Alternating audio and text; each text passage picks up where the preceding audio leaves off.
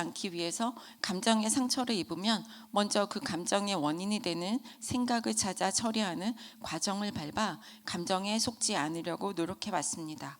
그 원인은 현재에 있는 것 같지만 대부분 저의 뿌리인 원가정에서 찾아질 때가 많았습니다.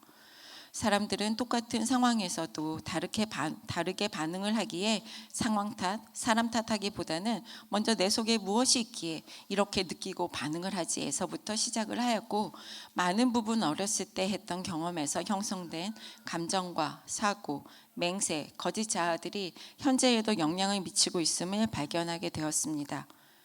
무의식의 세계에 있던 것을 의식의 수면으로 끌어내는 작업이라 쉽지 않았습니다.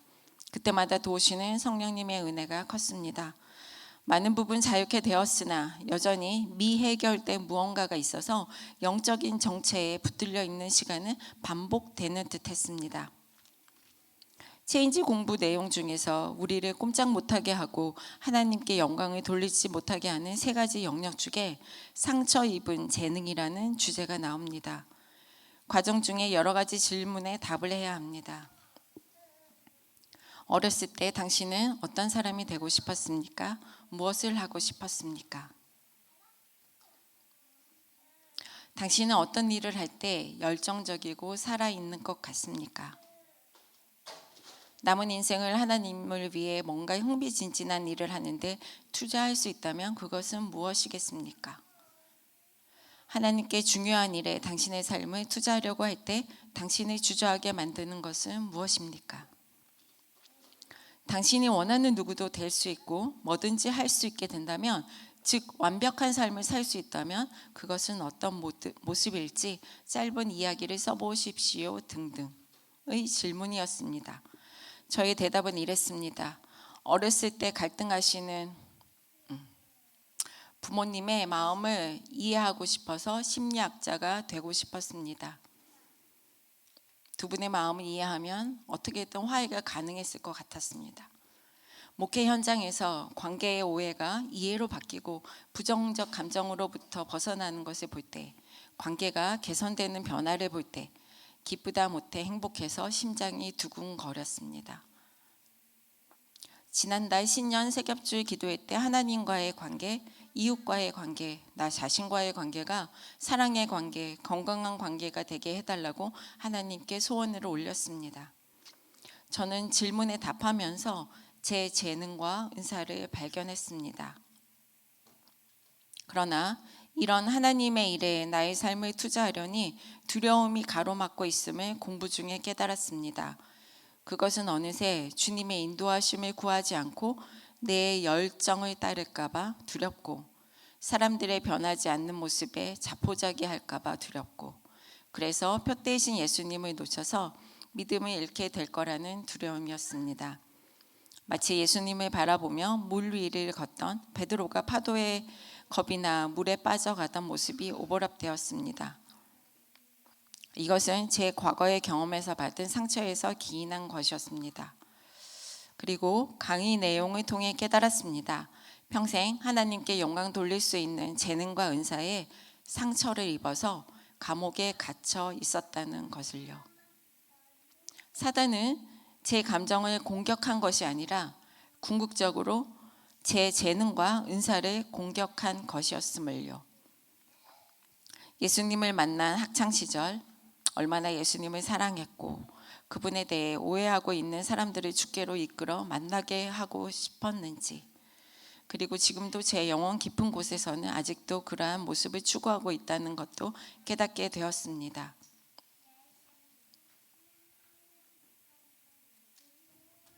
에베소서의 표현처럼 우리는 사단과 하나님의 나라와의 전쟁 중에 있습니다. 그리고 사단이 쓰는 방법은 감정을 통해 더 치명적으로 우리의 재능과 은사를 발휘하지 못하도록 그것에 상처를 입혀 하나님께 영광 돌리지 못하고 그분의 나라와 의를 구하지 못하게 하는 것이었습니다. 이러한 결과는 우리에게도 손해입니다. 개척 후 주님의 나라가 우선이기에, 그리고 저의 부족함으로 부모로서 충분한 지원과 관심을 쏟지 못했지만 제 자녀들이 장성하여서 지금의 직장에서 힘들지만 간혹 재미있다는 말을 들을 때면 하나님께 깊은 감사를 드립니다.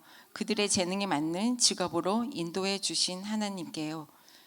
하나님 나라에서 저희 교회 자녀들의 재능의 중요도를 깨달아 기도하게 됩니다. 이제 상공부 시즌입니다. 돌아오는 주에 회복의 상공부가 시작됩니다. 안타깝게도 자유케 하는 삶은 다음을 기약하게 되었습니다.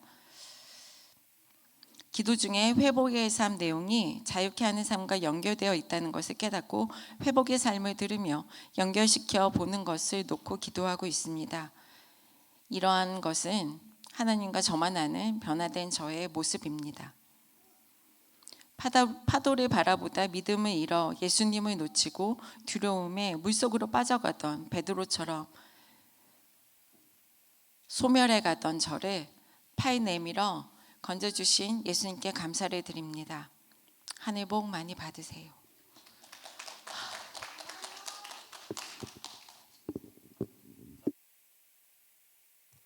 자, 간증의 내용 이해하시죠? 네, 자 성경 목사님 이해하셨으니까 한 말씀 해보세요.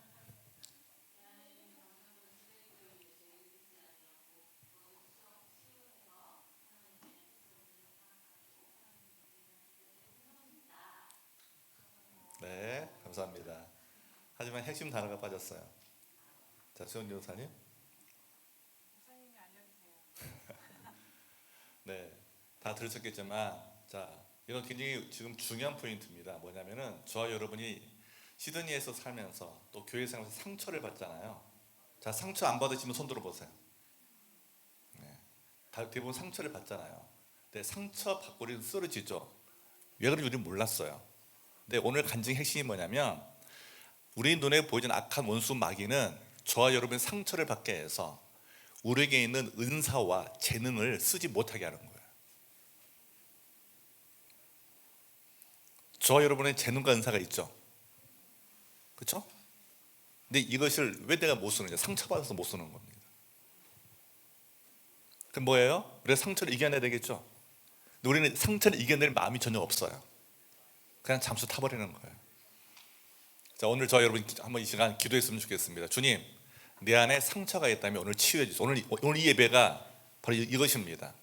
좀 내 마음에 상처가 있습니까? 앞에 소개한 짐이라는 형제가 6살 때 그림 그려서 아버지한테 갔는데 아버지가 술주정뱅이였어요. 야, 그림은 표현이 그렇죠. 여자아이들이랑 그리는 것이지 남자가 무슨 그림을 그려. 이래가 이 형제의 재능이 사라졌다는 거예요. 우리는 엄마 아빠로서 우리 아이들이 가진 수많은 재능을 다 우리는 없애버리고 있습니다. 야, 돈 없어, 과외 못해, 막 이러면서 없애잖아요.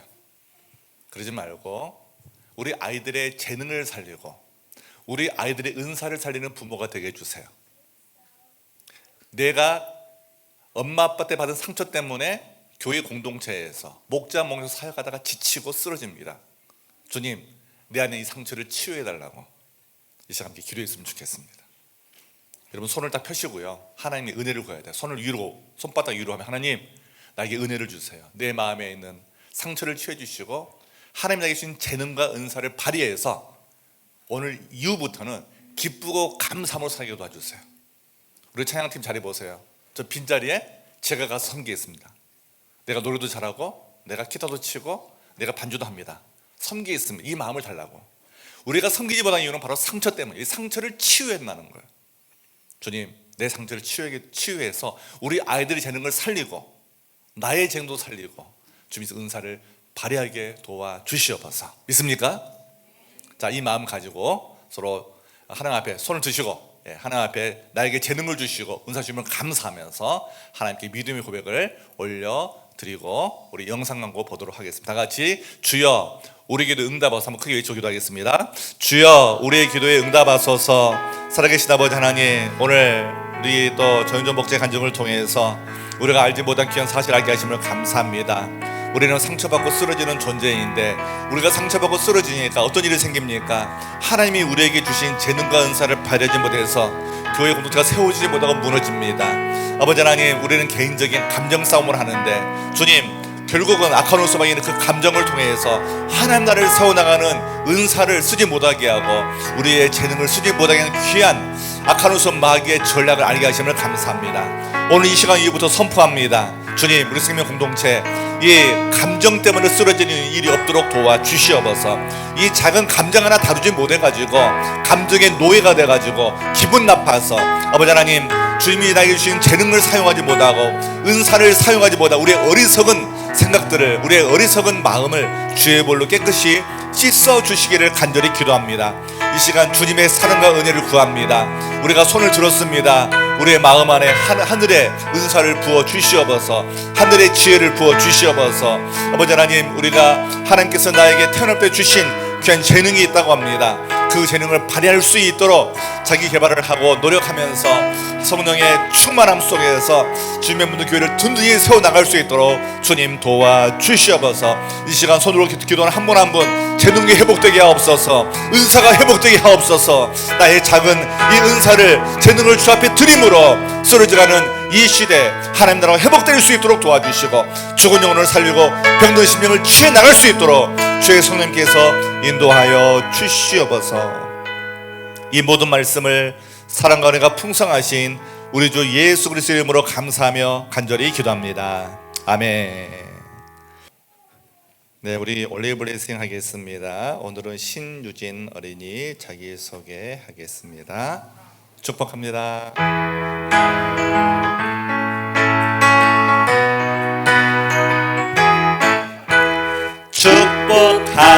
축복합니다. 주님의 이름으로 축복합니다.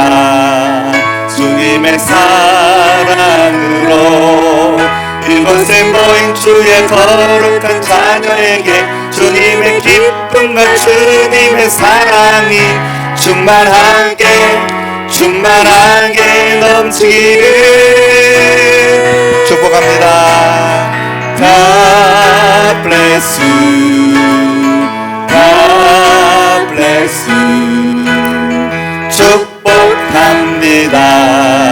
주님의 사랑으로 God bless you. God bless you. God bless you.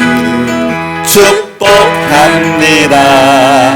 주님의 사랑으로.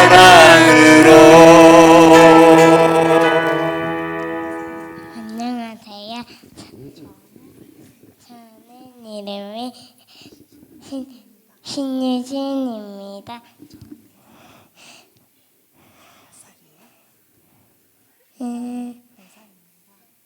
네 살입니다. 프리스쿨 다녀요.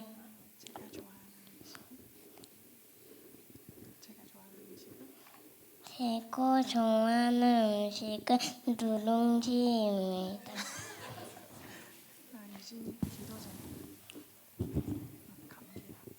감기 낫고 프리스쿨에서 친구들 잘 만나게 해주세요.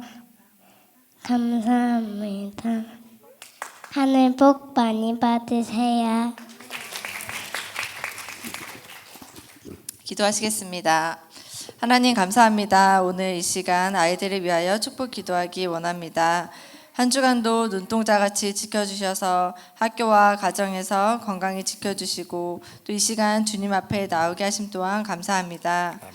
예배를 통해 예수님을 알아가며 하나님이 찾으시는 그 한 사람이 될 수 있도록 택하신 자녀들이 되길 간절히 기도드립니다. 아멘. 주일학교 간사님들과 선생님들에게 예수님의 크신 사랑을 아이들에게 잘 전달하는 성령 충만한 통로로 사용하여 주시길 기도합니다. 아멘. 오늘은 올리브 블레싱한 유진이를 위해서 기도합니다. 유진이가 또 감기에 걸렸는데 감기가 깨끗하게 나을 수 있도록 하여 주시고 프리스쿨에서 좋은 친구들, 좋은 선생님 만날 수 있도록 만남의 통로를 열어주시옵소서. 아멘. 감사드리며 예수님의 이름으로 간절히 기도합니다. 아멘. 우리 박수로 축복하겠습니다. 예배 잘 드시기 바랍니다. 자, 이 시간 우리 하나님의 말씀 읽겠습니다. 고린도후서 5장 17절 말씀 다 같이 하나님의 경외하는 마음으로 자리에서 일어나서 함께 말씀을 읽겠습니다. 고린도 후서 5장 17절입니다. 시작. 누구든지 그리스도 안에 있으면 그는 새로운 피조물입니다. 옛것은 지나갔습니다. 보십시오. 새것이 되었습니다. 다시 한번 읽겠습니다. 시작. 누구든지 그리스도 안에 있으면 그는 새로운 피조물입니다. 옛것은 지나갔습니다. 보십시오. 새것이 되었습니다. 아멘. 작성하시겠습니다.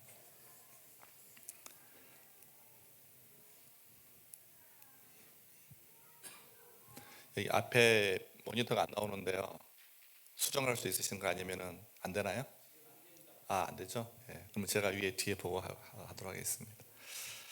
자, 오늘은 우리가 또 음력으로 내일 모레가 설날이라서 또 하나님의 은혜를 또 기억하며 감사하는 마음으로 지금은 인생을 리셋해야 할 때라는 제목으로 은혜의 말씀을 나누고자 합니다. 이렇게 하기가 좀 어렵네요, 제가.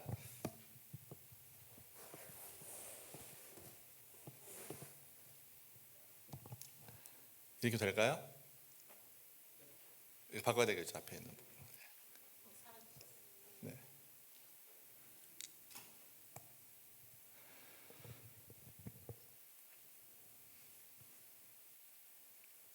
자, 됐습니까? 자, 지금은 인생을 리셋해야 할 때라는 제목으로 오늘 본문의 말씀과 함께 은혜를 나누고자 합니다. 여러분, PPT 보시면 이게 따로 나와야 되는데 같이 나와버려가지고. 자, 일단은 이해하시기 바랍니다. 자, 왼쪽에 있는 분 누군지 아시죠? 에디슨, 토마스 에디슨이죠. 자, 오른쪽에 있는 분, 저걸 내가 가르놨는데 또 보여가지고, 니콜라 테슬라라는 사람입니다. 우리가 일론 머스크라는 사람이 전기차 회사 이름을 테슬라라고 지었잖아요. 왜 테슬라라고 지었을까? 제가 질문해 봤어요. 그랬더니 놀라운 사실이 있더라고요. 일론 머스크가 전기차 회사 이름을 지을 때 사람들이 되게 의아했다는 거예요. 왜? 전구의 발명왕인 성공한 사업가 에디슨을 이렇게 선택하지 않고 그 당시 에디슨과 경쟁하다가 가난하게 죽어간 니콜라 테슬라를 선택했느냐 하는 것입니다. 자, 일론 머스크의 대답은 명확했습니다. 에디슨은 전구를 만들어 팔았지만 테슬라는 전기가 흐르는 교류 시스템, 이 시스템을 만들어 세상에 공헌했기 때문입니다. 자, 눈에 보이는 어떤 전구라는 결과물보다 전기를 우리 가정집까지 계속 다 흐르게 만드는 이 근본적인 전기 시스템, 이것이 더 중요하다는 것을 일론 머스크가 세계 모든 사람에게 말하고 싶었던 것입니다. 일론 머스크는 이 근본을 리셋하고 싶었던 것이죠. 그러나 여러분, 테슬라는요, 좀 더 깊이 생각해 보면 단순히 전기차를 판매하는 회사가 아니라는 것이죠. 세상이 에너지를 얻게 되고 에너지를 사용하고 그리고 모든 사람과 소통하는 방식을 바꾸는 회사라는 것입니다. 우리 생명교회가 가정교회를 통해서 퓨처처치로 나가는 이유가 바로 여기에 있습니다. 우리는 종교생활의 형식을 바꾸고 하나님께 주시는 새 생명을 누리는 방식 자체를 리셋하는 사역을 지금 하고 있는 것이죠. 우리가 전통적인 예배 중심의 그러한 신앙생활에서 가정교회로 목회 방향을 잡은 이유도 이런 이유입니다. 일반 교회는 주로 주일 예배 한 번, 많은 사람들이 한 자리에 모여서 하나님을 찬양하고 기도하고 말씀 듣고 헌금하고 축도를 받는 이 한 시간의 예배, 이 예배에 포커스를 두고 신앙생활을 합니다. 그러니까 어떤 문제가 생깁니까? 예배당 문만 나가면 내 마음대로 사는 것이죠. 예수 안 믿는 사람이나 믿는 사람 별 차이가 없습니다. 하지만 우리가 추구하는 가정교회는 화려한 전구 하나를 켜는 그러한 사역이 아니라 성도들의 가정과 일터 일상 속으로 하나님이 주시는 새 생명의 은혜가 흘러 들어가서 누구나 다 쉼 없이 하나님의 은혜를 일상생활에서 누릴 수 있도록, 그리고 하나님의 자유로운 삶을 살 수 있도록 우리가 만들어가는 설계인 것이죠. 목장이라는 작은 가정교회 모임에서 새 생명이 살아나는 그 일을, 그리고 예수님이 꿈꾸신 신약교회 원형을 회복하기 위해서 우리가 함께 이 가정교회 사역을 해왔던 것입니다. 이제 우리는 단순히 가정교회를 뛰어넘어 퓨처 처치를 향해 나아갑니다. 퓨처 처치는 새로운 것을 만드는 것이 아니라 가장 본질적인 곳으로 돌아가기 위한 리셋의 현장인 것이죠. 우리가 가정교회를 이렇게 세워가고 퓨처 처치를 꿈꾸는 이유는 단 하나입니다. 우리 인생의 운영 체계를 세상에서 성공하는 그 방식에서 주님께서 일하시는 방식으로 우리의 인생을 리셋하기 위해서죠. 오늘 생명을 주시고 또 심판하시는 아들의 음성을 통해 우리의 삶의 전류가 다시 흐르기를 소망하면서 오늘 음력 새해를 앞두고 우리 인생의 설계자 대신 하나님 앞으로 나가기를 우리 모두 소망해 봅니다. 인생 리셋은 단순히 과거를 지우는 허무한 행위가 아닙니다. 내 인생의 운영 체계를 죄와 자기 중심에서 하나님의 다스림과 하나님의 은혜로 다시 회복해가는 현장인 것이죠. 리드모 교회에서 사역했던 고 팀 켈러 목사님은 복음에 대해서 이렇게 말했습니다. 복음은 우리가 더 나은 사람이 되기 위해 노력하는 것이 아니라 우리가 전적으로 무능함을 인정하고 하나님의 새 창조 안으로 들어가는 것이라고 설명했습니다. 오늘 이 시간 우리 삶에 불필요한 모든 삶의 파일들을 주님 앞에 내려놓고 하나님이 설계하신 원래의 풍성한 삶으로 다시 회복되고 복원되기를 소망하면서 우리 인생의 리셋이 왜 필요한지를 함께 나누고자 합니다. 우리 인생의 리셋이 왜 필요한가? 크게 두 가지입니다. 우리가 죄로 인해 우리 인생이 무너지고 깨어졌기 때문에, 또 하나는 우리가 번아웃된 상태에서 날마다 살아가야 하기 때문입니다. 먼저 죄로 인해 깨어진 우리의 상태를 살펴본다면, 여러분, 우리는 죄에 대해서 다시 한번 질문해야 됩니다. 죄가 무엇인가? 살인을 하고 폭력을 하고 남을 속여서 사기를 치고 도덕적으로 실수하는 것이 죄인가? 아니라는 것이죠. 자, 하나님 중심의 삶을 살아야 되는데 하나님께서 계시는 그 자리를 내가 대신 차지해서 내 마음대로 살아가는 것을 우리는 죄의 근본 개념이라고 배웠습니다. 여러분, 창세기 6장을 보십시오. 죄가 없던 창세기 1장, 2장에서 불과 4장만 더 읽어보면 창세기 6장에 나오는데요, 바로 하나님께서 노아를 부르시고 노아를 통해서 방주를 짓게 하시고 하나님이 창조하신 세상을 심판하시겠다고 말합니다. 그 이유가 무엇입니까? 사람들이 생각하고 사람들이 사는 모습이 너무나 악해서 하나님이 눈뜨고 볼 수 없다는 것입니다. 그래서 하나님은 구원의 방주를 만들기 위해 노아와 그 가족을 선택하셨던 것이죠. 자, 우리가 신앙생활 하면서 개혁주의 신학에서 존 깔뱅이 강조한 이제 장로교 5대 교리가 있습니다. 그 중에 첫 번째 교리가 뭐냐? 바로 전적인 타락이라는 교리입니다. 이 교리의 의미가 뭐냐면 바로 아담의 원죄로 인해서 모든 인간은 이제 하나님을 떠나 영적으로 죽었다는 것이죠. 인간 스스로 우리 인간을 구원할 수 없다는 것입니다. 자, 그래서 핵심 내용이 뭐냐면 인간은 구원에 있어 전적으로 무능력한 상태에 빠져 있다는 것이죠. 사랑하는 교회 여러분, 전적 타락은 저와 여러분이 세상에서 나쁜 죄인, 나쁜 인간이라는 것이 아닙니다. 우리는 인생의 모든 삶의 영역에서 죄로 얼룩져 있어서 우리 스스로의 힘으로는 그 얼룩을 지울 수도 없고 하나님께 나아갈 수 없는 상태라는 것을 정직하게 고백하는 것이죠. 그래서 우리에게 고장난 인생을 고치고 수리하는 것이 아니라 바로 새 창조, 예수 그리스도를 통해서 우리를 다시 새로운 인생으로 리셋해 가시는 하나님의 손길이 필요함을 알게 되는 것입니다. 오늘 말씀을 보십시오. 누구든지 그리스도 안에 있으면 그는 새로운 피조물입니다. 옛것은 지나갔습니다. 보십시오. 새 것이 되었습니다. 자, 그리스도 안에 있으면 이게 무슨 말입니까? 예수님 품으로 돌아오라는 것입니다. 세상에 여러 가지 구원의 길이 있다고 철학자들이 말하고 사상가들이 말하지만 그 길은 구원의 길이 아니라는 것이죠. 오직 예수 그리스도 안으로 들어와야 됩니다.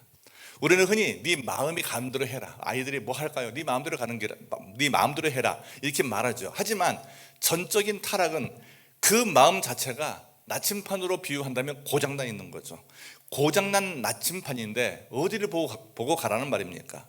망망대해에서 북적을 향해 열심히 노를 젓고 있는데 사실 나침판이 이제 고장났어요. 그러면 동서남북을 가리키는 게 문제가 생기죠. 원하는 방향으로 갈 수가 없습니다. 자, 우리가 열정적으로 열심히 이민 생활을 합니다. 열심히 공부합니다. 열심히 영주권을 위해서 나아갑니다. 그런데 인간이 아무리 선한 의지로 열심히 살아도 그 근본 동기가 하나님의 영광이 아니라 자기 만족이나 자기 의라면 또한 하나님 앞에서 방향이 다른 곳으로 열심히 질주하게 되는 것이죠. 전적 타락의 가장 근본적인 중요한 결론이 뭐냐? 인간 스스로 자신을 구원할 능력이 없다는 것입니다. 자, 물고기가 물 밖으로 나오면 처음에 몇 초 동안은 파닥파닥거리면서 살아 있습니다. 하지만 그 물고기가 스스로 물속으로 들어갈 수는 없죠. 바로 누군가가 어항에 물고기를 넣어줘야 됩니다.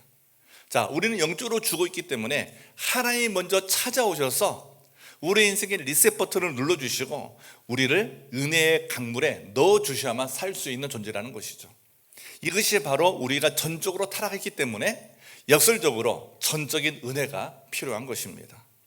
나 스스로 리셋 버튼을 누를 힘조차 없다는 것을 우리는 인정해야 돼요.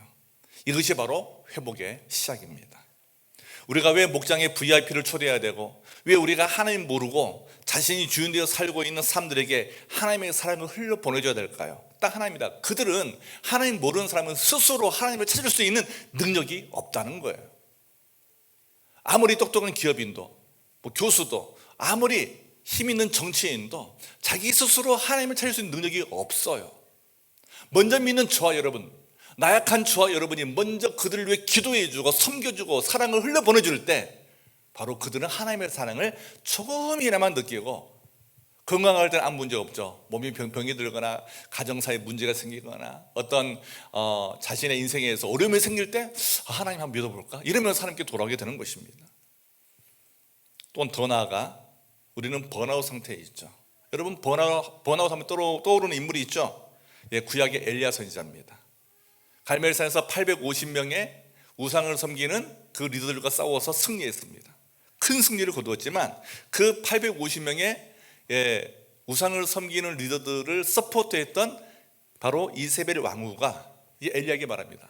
내가 너를 반드시 죽이리라. 이 위협 앞에서 엘리야 선지자는 그 한순간도 버티지 못하고 도망하죠. 광야로 도망갑니다. 3일 길을 도망갑니다. 그래서 로뎀나무 아래에서 죽기를 간구합니다. 왜냐하면 북왕국 이스라엘의 그 권력자가 자기를 죽일까 봐 두려워했던 것이죠. 이때 엘리야의 상태는 번아웃이었습니다. 하지만 오늘 살아가는 우리가 엘리야가 경험했던 이 영적인 번아웃보다 먼저 오는 번아웃이 있죠. 바로 존재적 번아웃, 소명적 번아웃, 그리고 관계적 번아웃입니다. 존재적 번아웃은 단순히 일이 많아서 지치는 것이 아니라 내가 무엇으로 이토록 열심히 살아야 하는가 하는 이 의미의 상실에서 오는 탈진을 말합니다. 특별히 30대, 40대 다 이 존재적 번아웃에 빠지게 되어 있어요. 그래서 유명한 책 하프타임이라는 책을 보면 사람은 처음에는 20, 30대 열심히 공부하고 열심히 일을 합니다. 죽도록 일을 합니다. 연봉 많이 받고 노력합니다. 그러다가 이제 그 자리에 올라가면은요, 예를 들어서 시드니에서 한 20만 불 벌고 2년쯤 지나가면은요 존재적 번아웃에 빠집니다. 야, 이 돈 벌어서 뭐 하나? 내가 이 돈 벌려고 그렇게 죽도록 공부하고 이렇게 내가 살아왔나? 야, 내가 지금 뭘 해 살지? 별로 재미가 없어요. 이때 사람들은 의미를 찾기 시작합니다. 우리 인간은요 하나님의 영광을 위해 창조되었어요. 우리 인간은 하나님의 기쁨이 되는 그러한 상태에 있을 때 자기의 존재의 최대의 기쁨을 누립니다. 여러분, 우리가 이번 올림픽에서도 우리 한국의 한 선수가 2번이나 처음에는 넘어지고 뭐 이렇게 쓰러졌지만 이제 3차 시도 해가지고 높은 점수를 따가지고 금메달을 땄잖아요. 이 사건 앞에 우리는 뭘 보게 됩니까? 아, 그렇구나. 내가 왜 이것을 해야 되는지 알지 못하면 그 중간에 포기하지만, 내가 이 운동을 그동안 그렇게 해왔으니까 결국은 내 실력을 보이리라, 여기서 내 의미를 찾아야 되겠다는 이 확신을 가질 때 결국은 금메달을 따게 되는 것이죠. 그런데 금메달을 따고 이제 메달을 들고 이제 시상을 할 때, 사실은 그 선수를 위해 후원했던 기업인들과 그리고 선수를 위해 기도했던 그 부모님들의 그 감동과 감격은 이루 말할 수가 없겠죠.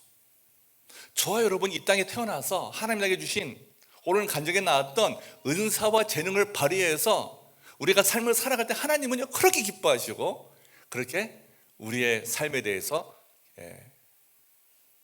감동과 감화를 받게 되신다는 것입니다. 그러므로 오늘 우리가 존재적 번아웃을 당하는 거, 어쩌면 오늘 우리 예배드리는 우리 젊은이 분들에게 많이 있을 수 있어요. 내가 시드니에 왜 왔지? 영주권 바꿔보니 내가 이러려고 내가 여기 시드니에 내가 이민을 왔나? 야, 내 인생 살아보니 참 허무하다. 여러분, 이럴 때 우리는 존재적 번아웃에 빠질 수 있습니다. 하지만 우리는 여기 다시 회복될 수 있죠. 하나님의 영광을 위해 살아갈 때 그리스도의 그 사랑을 깨닫고 회복되는 삶을 살 수 있다는 겁니다. 두 번째는요, 소명적 번아웃이 있어요. 이것은 무슨 번아웃이냐면, 나에게 잡은 있어요, 직업은 있는데 소명, 영어로는 vocation.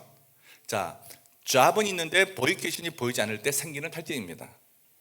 자, 존 깔뱅이 주장한 직업 소명설에 따르면 우리의 모든 일은 하나님이 부르신 사명의 자리에 있어야 됩니다. 우리가 일하는 거, 남들이 하찮게 여기는 그 작은 일도 하나님 나를 부르신 그 부르심의 자리, 소명의 자리라는 거예요.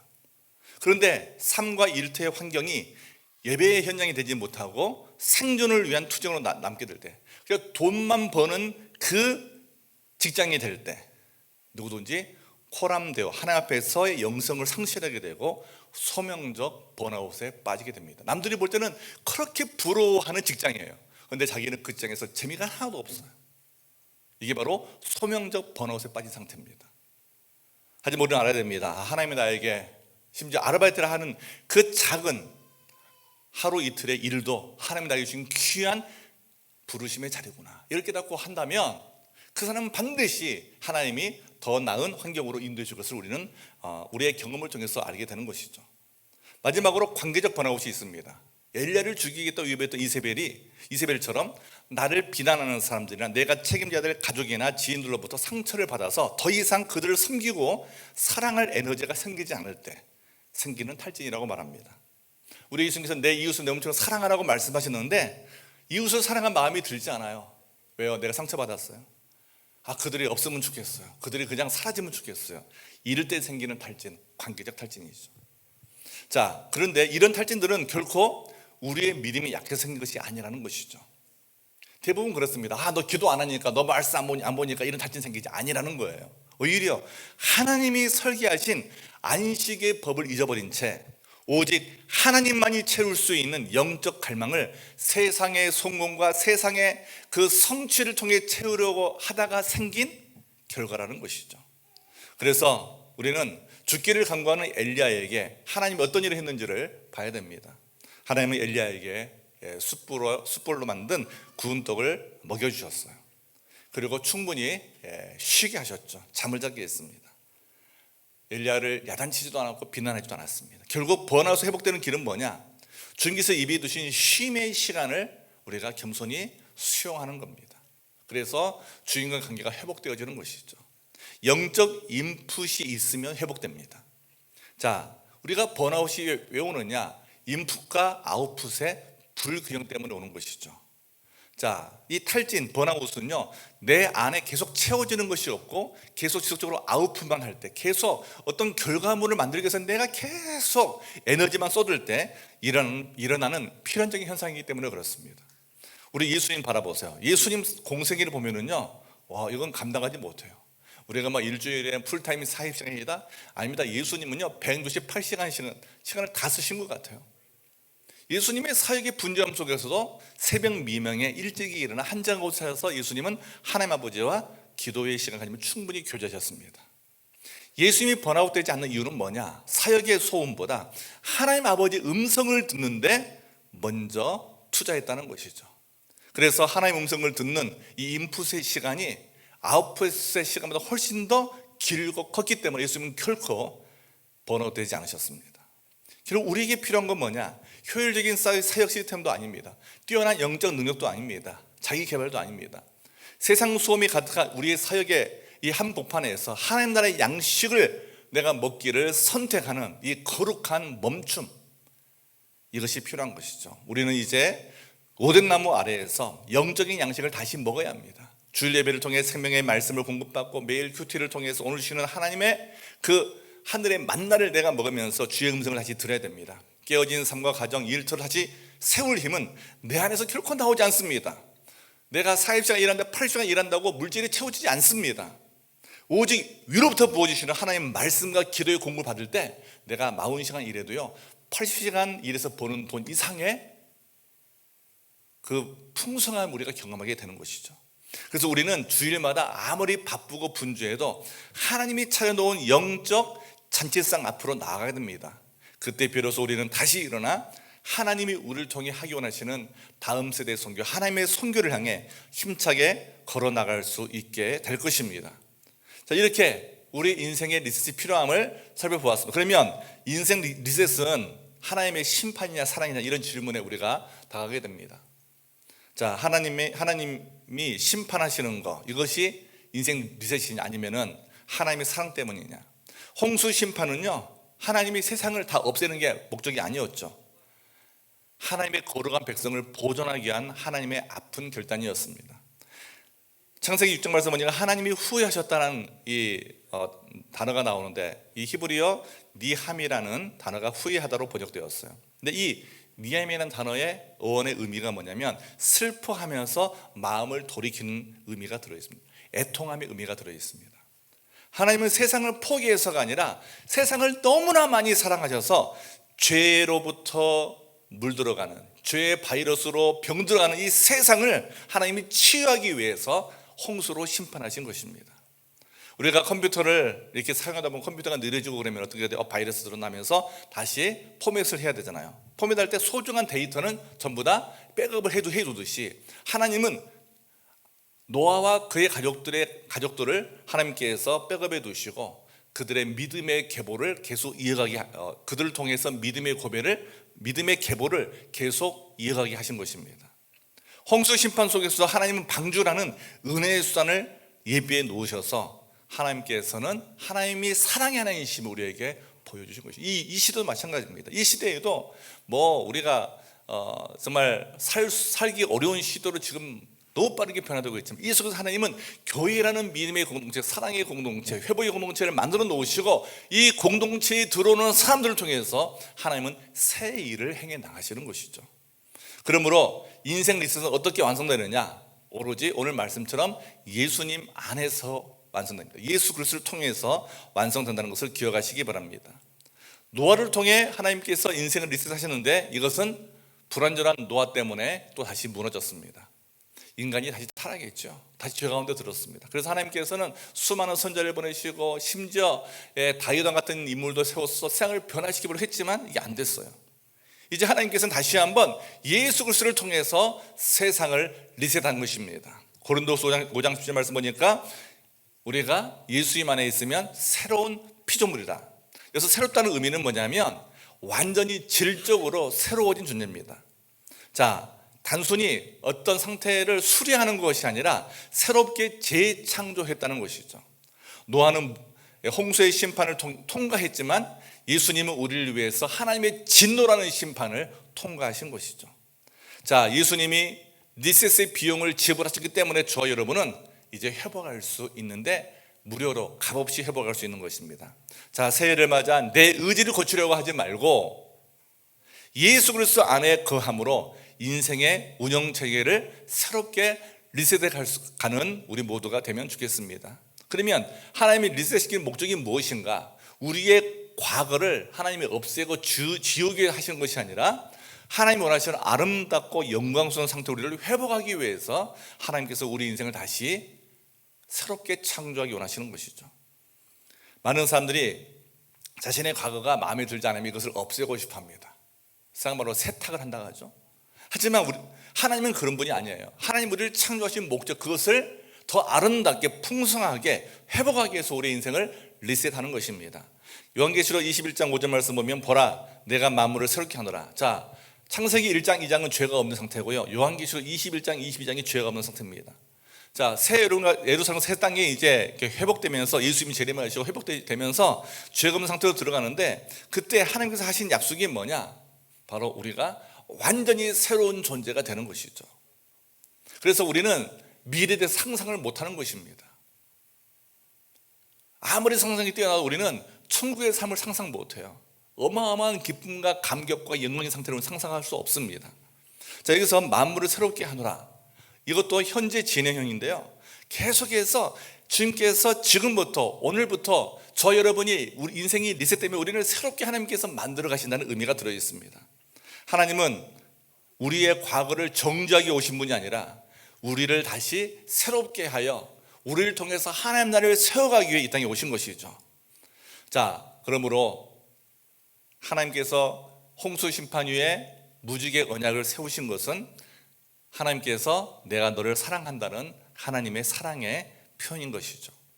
오늘 우리는 이 말씀 앞에 다시 한번 우리 인생을 리셋해야 되는데, 리셋 버튼을 내가 눌러야 되는 거 아닙니다. 이미 우리의 리셋 버튼은 하나님이 눌러 놓으셨습니다. 예수님이 이 땅에 오셔가지고 십자가에서 이미 우리의 인생을 새롭게 만들어 놓으신 것이죠.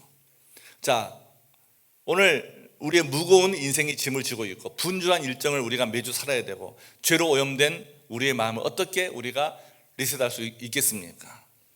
앞에서 말씀드렸듯이 우리는 전적으로 타락해서 스스로 우리를 다시 새롭게 할 능력이 없어요. 컴퓨터로 치면 우리를 새롭게 포맷할 능력이 없습니다. 하지만 복음의 기쁜 소식이 무엇입니까? 우리 주 예수 그리스도께서 십자가 위에서 우리 인생의 모든 죄악과 실패를 대신 짊어지시고 예수님께서 진노를 받으시고 죽으심으로 우리를 위한 새로운 시작의 버튼을 눌러 놓으셨다는 거예요. 자, 이제 내일 모레면 또 새로운 음력설이 시작되고 또 새로운 새해가 시작되는데, 자, 그렇구나. 내가 1월 1일 날 하나님과 약속했지만 벌써 한 달 반 동안 내가 말씀도 잘 못 읽고 기도도 못하고 내가 게을리게 살아버렸구나. 아니다, 다시 시작하자, 이런 마음으로 시작하자는 것이죠. 자, 이제 우리가 결단해야 될 차례입니다. 더 이상 후회를 반복하거나 과거를 돌아보고 자신을 원망하지 말고, 이제 우리는 염려와 분주함이라는 이 악성 코드에 저와 여러분의 인생을 빼앗기지 말자는 겁니다. 혹시 사역하다가 지친 분이 계십니까? 내가 해야 한다는 열심의 창을 잠시 닫아두고 나를 위해 이 땅에 오신 예수 그리스도, 그분 안으로 들어가기 위해 시간을 먼저 확보하시기 바랍니다. 하루를 시작할 때 먼저 기도의 시간을 갖고 말씀을 묵상하기로 결정하시고, 그러지 못하면 일터에 가서 딱 처음 출근하면 5분 10분 앉아서 기도하면서 하나님, 내가 주님을 사랑하고 주님을 사모합니다. 주님 나와 함께 해주세요. 주님을 초대하는 시간을 가지면 하루를 시작하시기 바랍니다. 또 일상에 무게에 짓눌린 분들이 계십니까? 물질의 문제, 관계의 문제, 또 여러분 말할 수 없는 수많은 인생의 문제 앞에 나 자신을 원망하거나 불평한다면 이제는 나 자신을 보지 말고 하나님을 바라보십시오. 주님을 바라보는 순간, 하나님의 크심을 인정하는 순간 내가 당하고 있는 문제는 아무것도 아님을 깨닫게 될 것입니다. 오늘 이 시간 우리 다 같이 이런 마음으로 결단을 합니다. 하나님, 내 힘으로 내가 살려고 했던 교만을 내려놓습니다. 내 힘으로 내가 뭔가를 하려고 했던 그거 다 내려놓습니다. 내 인생의 모든 제어권을 주님께 맡깁니다. 나를 새롭게 하시는 성령의 바람으로, 성령의 능력으로 내 삶을 새롭게 다시 리셋하게 도와주시옵소서. 이 마음 가지고 이제 새해를 새롭게 시작할 수 있는 저와 여러분 될 수 있기를 예수님 이름으로 간절히 축원드립니다. 기도하겠습니다. 말씀 듣고 그냥 가면 다 잊어버리죠. 하지만 오늘 주신 말씀 속에서 하나님, 내가 인생 다시 리셋하기 원합니다. 나는 죄로 깨어진 상태로 있고 번아웃된 상태에 있습니다. 내가 리셋이 필요합니다. 주님, 인생 리셋은 하나님의 심판이 아니라 하나님의 사랑의 표현인데 자꾸 저는 과거의 나의 어떤 강점, 과거에 있었던 나의 어떤 장점, 이걸 계속 살리려고 내가 아직도 버티고 있는 것 같습니다. 주님, 이거 다 내려놓고 저를 다시 리셋해 주십시오. 제 인생을 새롭게 만들어 주십시오. 오직 예수 그리스도만을 통해서 내가 새롭게 됨을 믿습니다. 오늘 말씀처럼 예수 그리스도 안에 있으면 새로운 피조물이라고 했습니다. 보라, 새 것이 되었다고 말씀하십니다. 주님, 예수님께서 내가 새로운 인생으로 살아가게 도와주시옵소서. 인생을 리셋하는 목적은 과거를 지우기 위한 것이 아니라 하나님 원하시는 아름답고 영광스러운 상태로 회복하는 것이라고 했는데, 주님, 제가 과거에 슬프고 안타까운 역사에 매이지 않게 도와주시고 주님이 원하시는 아름답고 영광스러운 모습으로 회복되는 새해가 될 수 있도록 축복하여 주시옵소서. 다 같이 한번 하나님 앞에서 우리 통성으로 잠시 기도하고 우리 찬양하고 예배를 마치도록 하겠습니다. 다 같이 기도하겠습니다. 살아계신 아버지 하나님, 참으로 감사합니다. 오늘 주신 말씀 앞에 다시 한번 우리의 마음을 생각해 봅니다. 주님, 우리가 왜 인생 리셋이 필요한지 생각해 보았습니다. 죄로 인해 깨어진 상태이기 때문입니다. 번아웃된 상태이기 때문입니다. 주님, 우리는 죄의 문제를 깊이 생각하지 못하고 대충 여기고 가고 번아웃 때보다 겉으로는 괜찮은 척하며 살아갑니다. 하지만 주님, 하나님 우리를 사랑하시기 때문에 죄 같은 세상을 심판하시듯이 우리 모두 예수님 안에서 새로운 시작하기 원합니다. 주님, 도와주시옵소서. 우리 생명에 속한 모든 교우들 낙심과 절망을 떠나게 하시고 과거를 지우려고 하는 것이 아니라 다 하나님께서 원하시는 아름다운 모습을 회복해 나가고 영광스러운 상태로 회복해 나가는 우리 모두가 될 수 있도록 주님 도와주시옵소서. 사랑의 아버지, 오늘 예배드리는 모든 교우들 한 분 한 분 내일 모레 음력설을 맞아서 우리가 다시 새롭게 출발하기 원합니다. 죄로 인해 깨어진 상태, 또 번아웃된 상태 때문에 우리의 인생 리셋이 필요한데, 주님, 주님의 사랑을 기억하고 예수 그리스도 안에서 새롭게 시작하는 새해가 될 수 있도록 도와주시옵소서. 사랑 많으신 우리 주 예수 그리스도 이름으로 감사하며 간절히 기도합니다. 아멘. 우리 다 같이 일어나서 원하고 바라고 기도합니다. 우리 찬양하시면서 헌신의 시간 갖겠습니다. 주신 말씀 가지고 우리 하나님 앞에 나가겠습니다.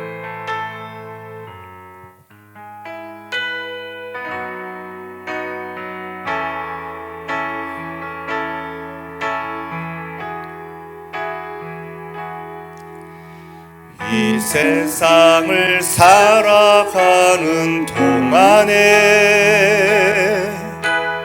나의 힘을 의지할 수 없으니 기도하고 낙심하지 말 것은 주께서 참 소망이 되심이라.